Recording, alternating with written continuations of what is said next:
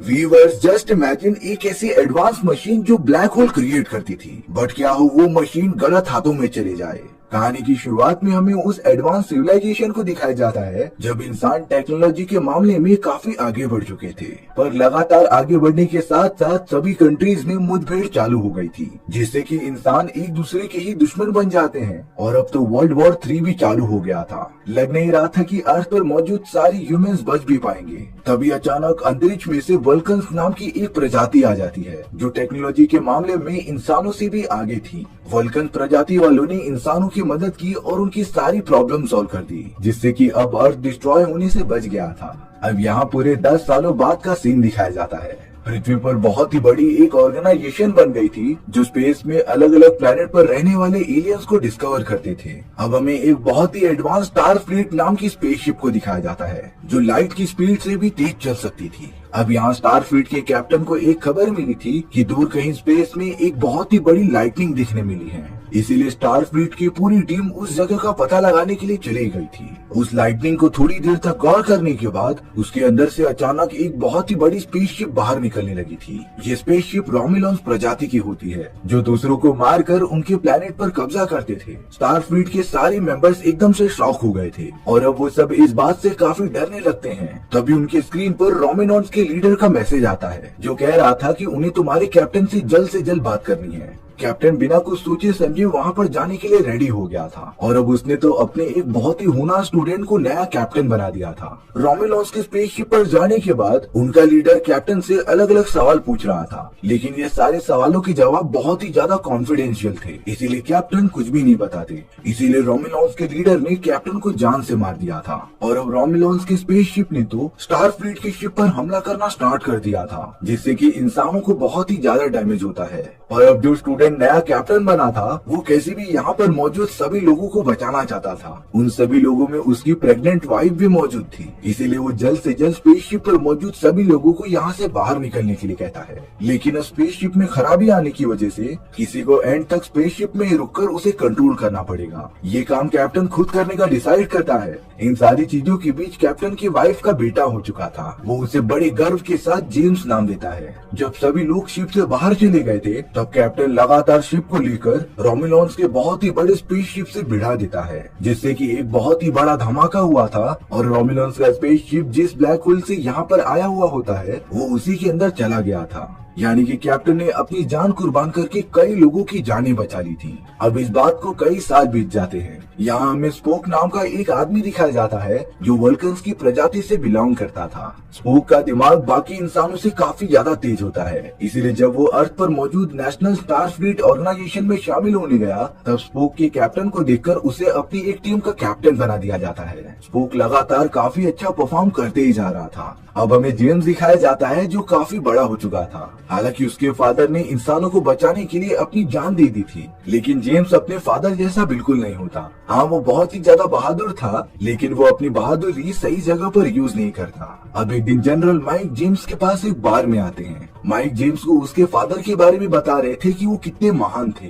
वो तो सिर्फ 10 मिनट के लिए कैप्टन बने थे, लेकिन उन्होंने कई हजारों लोगों की जान बचाई थी। इसीलिए अब जनरल माइक जेम्स को कह रहे थे कि वो स्टार फ्लीट आकर ज्वाइन कर ले। जेम्स इस बात को कुछ टाइम तक सोचने के बाद हाँ कर देता है और अब जेम्स भी स्टार फ्लीट ऑर्गेनाइजेशन में ज्वाइन हो गया था। जेम्स की कई महीनों तक ट्रेनिंग चलती है, पर अब एक ऐसा दिन आ गया था जहाँ पर स्टार फ्लीट के सारे सोल्जर्स को एक बहुत ही डिफिकल्ट टास्क करना था जिसे आज तक कोई भी कर नहीं पाया। पर बाकी लोगों के साथ जब जेम्स वो चैलेंज ट्राई करता है तब उसने बिना टेंशन लिए बहुत ही कम टाइम में वो टास्क कंप्लीट कर लिया था। सारे लोग जेम्स की इस परफॉर्मेंस को देखकर काफी शॉक हो जाते हैं। हालांकि जेम्स ने बिना कुछ टेंशन लिए वर्ल्ड रिकॉर्ड बना दिया होता है। पर अब यहाँ स्पोक भरी सभा के सामने ये मुद्दा उठा रहा था कि इन सारी चैलेंजेस को इंसानों के बिहेवियर को स्टडी करने के लिए बनाया गया है। घबराना और डरना इंसानों की फितरत में है, लेकिन जेम्स तो टास्क करते टाइम जरा भी नहीं डरा था। यानी कि जेम्स आगे चल के हमारे लिए खतरा बन सकता है। कमेटी वालों को स्पोक की बात थोड़ी सही लग रही थी, इसीलिए उन लोगों ने जेम्स को स्टार फ्लीट से निकाल दिया था। बेचारा जेम्स इसमें कुछ कर भी नहीं पाता। वो तो अपना बोरिया बिस्तर बांध कर यहाँ से जाने वाला होता है। तभी अचानक ऑर्गेनाइजेशन में सिक्योरिटी अलर्ट हुआ जो बता रहे थे कि वल्कन्स की प्लेनेट के सामने एक बहुत ही बड़ा ब्लैक होल जनरेट हुआ है। हालांकि शुरुआत में ब्लैक होल की बात को इतना ज्यादा सीरियसली नहीं लिया जाता, पर तभी भी स्टार फ्लीट की एक बहुत ही बड़ी टीम स्पेस स्टेशन की तरफ निकल पड़ी थी। जेम्स के एक दोस्त ने बहाना बनाकर जेम्स को भी इस मिशन में शामिल कर लिया था। अभी के लिए जेम्स थोड़ा अच्छा फील करता है। उस पूरे टीम का कैप्टन और कोई नहीं बल्कि कैप्टन माइक थे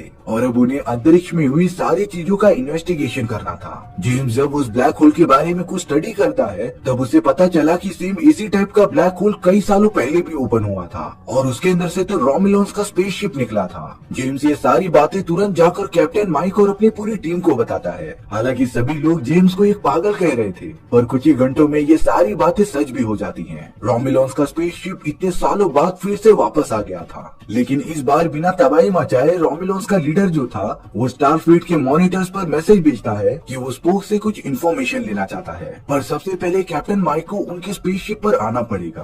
कैप्टन माइक समझ गए थे कि रोमिलोन्स का लीडर वही करना चाहता है जो उसने कई सालों पहले किया था, लेकिन अब कैप्टन माइक को रोमिलोन्स के इस ऑर्डर को फॉलो करना ही पड़ेगा क्योंकि रोमिलोन्स के लीडर ने उनकी पूरे ट्रांसमिशन डिवाइस को ठप्प कर दिया होता है। कैप्टन माइक जाते जाते स्पोक को अपनी नई टीम का कैप्टन बना देते हैं। साथ ही साथ उन्होंने जेम्स और दो सोल्जर्स को उस जगह पर जाने के लिए कह दिया था जहां पर रोमिलोन्स का लीडर वल्कन प्लैनेट पर लगातार ड्रिल कर रहा था। दरअसल रोमिलोन्स के लीडर का ये प्लान था कि वो वल्कन प्लैनेट को पूरा डिस्ट्रॉय कर दे, इसीलिए सबसे पहले वो वल्कन प्लैनेट के अंदर कुछ छेद कर रहा था और फिर अपनी एक बहुत ही एडवांस डिवाइस जो ब्लैक होल क्रिएट कर सकती थी उसे वल्कन प्लैनेट के गड्ढे में छोड़ देगा, जिससे कि ब्लैक होल क्रिएट होने की वजह से पूरा वल्कन प्लैनेट चुटकियों में डिस्ट्रॉय हो सकता था। कैप्टन माइक रोमिलोन्स के स्पेसशिप पर चले गए थे। वहीं जेम्स अपने दो साथियों के साथ उस जगह पर पहुंच जाता है जहां पर वल्कन प्लैनेट के अंदर ड्रिलिंग की जा रही थी। रोमिलोन्स के लोग लगातार जेम्स और उसके दोस्तों को मारते जा रहे थे। हालांकि जेम्स का एक फ्रेंड अपनी जान गंवा बैठता है, लेकिन जेम्स ने कैसे भी करके उस ड्रिलिंग मशीन को बंद कर दिया था। इसके बाद जेम्स तुरंत अपने गिरते हुए एक साथी को बचाने के लिए चला जाता है और अब यहाँ पर स्टार फ्लीट के मेंबर्स को जल्द से जल्द जेम्स और उनके एक साथी को टेलीपोर्ट करना होगा अपने स्पेसशिप में और उनकी टीम ये काम करने में कामयाब भी हो गई थी।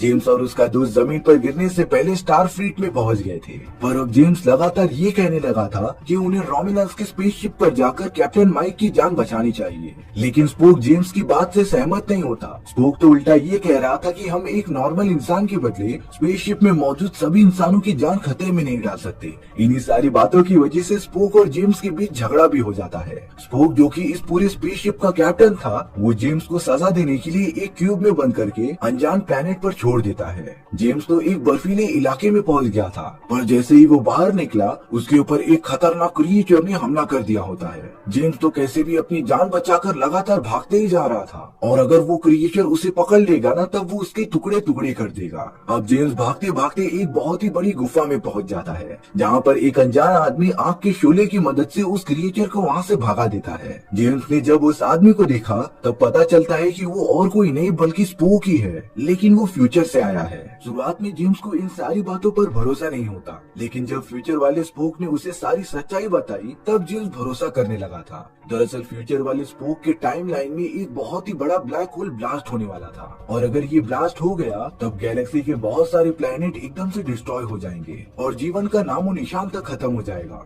इसीलिए स्पोक ने कई महीनों के रिसर्च के बाद एक ऐसी मशीन बनाई थी जो ब्लैक होल क्रिएट कर सकती थी। स्पोक का ये प्लान था कि जब वहाँ पर ब्लास्ट होगा तब वो उसके सामने ब्लैक होल क्रिएट करके सारी एनर्जी उसके अंदर एब्जॉर्ब करा देगा। स्पोक सेम टू सेम ऐसा ही करता है, लेकिन साथ ही साथ स्पोक ने रोमिलोन्स के प्लैनेट से वादा किया था कि वो उनके प्लैनेट को कुछ भी नहीं होने देगा, लेकिन सिचुएशन आउट ऑफ कंट्रोल हो जाती है। हालांकि वो धमाका कुछ ज्यादा नुकसान नहीं कर पाया, लेकिन उसके इफेक्ट से पूरा रोमिलोन्स का प्लैनेट एकदम से डिस्ट्रॉय हो जाता है और इसीलिए तब से ही रोमिलोन्स का लीडर स्पोक को बुरी तरीके से मारकर उसे तड़पाना चाहता था। रोमिलोन्स के लीडर ने तो स्पोक से उसकी एडवांस मशीन भी छीन ली थी जो स्पेस में ब्लैक होल क्रिएट करती थी और अब वो उसी मशीन का यूज करके वल्कन्स के प्लैनेट को डिस्ट्रॉय करना चाहता है। ये सारी बातें सुनने के बाद जेम्स को भी एहसास हो गया था कि ये स्पोक का फ्यूचर वाला वर्जन है। जेम्स बता रहा था कि प्रेजेंट टाइम के स्पोक को ये सारी बातें समझ में नहीं आएंगी, इसीलिए जेम्स फ्यूचर वाले स्पोक को प्रेजेंट वाले स्पोक से बात कराना चाहता था